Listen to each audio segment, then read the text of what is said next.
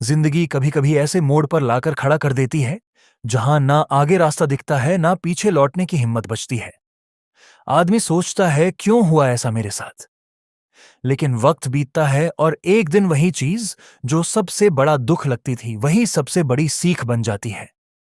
यह कहानी है एक ऐसे इंसान की जिसने सब कुछ खोकर ही सब कुछ पाया और आखिर में यही कहा जो होता है सब अच्छे के लिए होता है। आदित्य की उम्र कोई ज्यादा नहीं थी, बस 25 साल का ही तो था। चेहरे पर थोड़ी दाढ़ी, आंखों में थकावट और दिल में ऐसा दर्द जिसे कोई देख नहीं सकता था।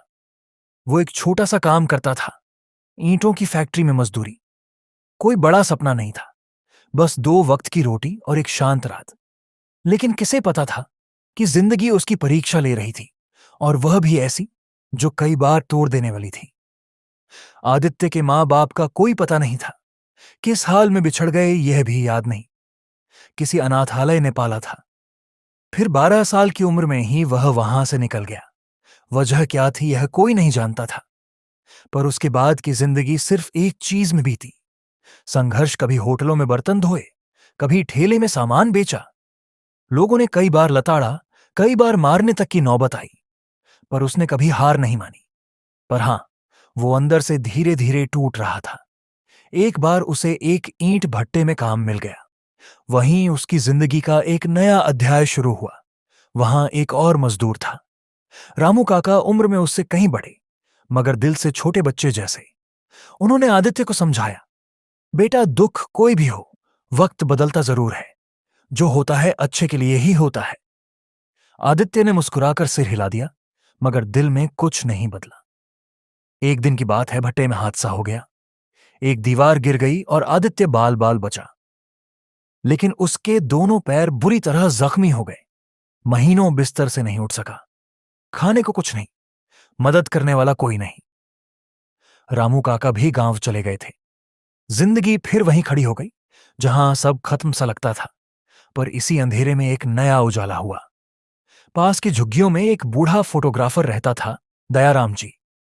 उन्होंने आदित्य की हालत देखी और उसे अपने पास बुला लिया। बोले, बेटा तू क्या करता है? आदित्य ने कहा, अब तो कुछ नहीं कर सकता। दयाराम जी मुस्कुराए। चल, मैं तुझे कुछ सिखाता हूं। उन्होंने एक पुराना कैमरा निकाला और आदित्य को फोटोग्राफी सिखाने लगे। पहले तो आदित्य को कुछ समझ नहीं आया, लेकिन धीरे धीरे उसे रंगों से, रोशनी से जिंदगी को एक नजरिए से देखना आने लगा। जैसे जैसे उसकी चोटें ठीक हुईं, वैसे वैसे उसकी नजरें गहराई पकड़ने लगीं। वो हर तस्वीर में एक कहानी देखने लगा, एक भावना, एक दिशा। उसने तय किया कि अब वह दुनिया को वैसा दिखाएगा जैसा वह महसूस करता है। सच, दर्द, सुंदरता। दयाराम जी ने उसकी पहली प्रदर्शनी लगवाई। बस 15 तस्वीरें, लेकिन हर तस्वीर में एक सच्चाई थी। लोग आए, देखा और दंग रह गए। किसी ने नहीं सोचा था कि एक मजदूर की नजरों में इतनी ताकत हो सकती है। समय बीता, आदित्य का नाम फैलने लगा। अखबारों में खबर छपी, फुटपाथ से फोकस तक। एक अनाथ की अनोखी दुनिया इंटरव्यू हुए, पुरस्कार मिले, लेकिन उसके चेहरे पर वही सरल मुस्कान थी। पर एक दिन जब उससे पूछा गया, आदित्य अगर वो हादसा नहीं होता, तो उसने कहा, शायद मैं आज भी ईंटें ढो रहा होता। इसलिए आज मैं पूरे विश्वास से कहता हूं, जो होता है सब अच्छे के लिए होता है। जिंदगी में जो कुछ भी होता है, हर नुकसान, हर ठोकर, हर गलती, वो एक रास्ता खोलती है। उस वक्त लगता है कि सब बर्बाद हो गया, लेकिन वक्त के साथ समझ आता है कि वही मोड़ हमें हमारी मंजिल तक ले गया। अगर आदित्य का पैर ना टूटा होता तो शायद वह कभी फोटोग्राफी नहीं सीखता। अगर भट्टे की दीवार ना गिरी होती तो शायद वो आज भी धूल में दबा होता।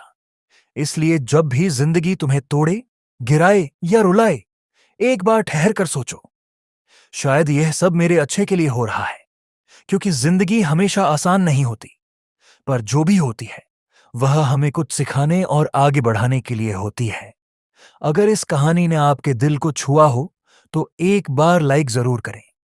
कमेंट में लिखें, जो होता है सब अच्छे के लिए होता है। और इस प्रेरणा को फैलाने के लिए वीडियो को शेयर जरूर करें। शायद किसी की टूटी हुई उम्मीद आज फिर से जुड़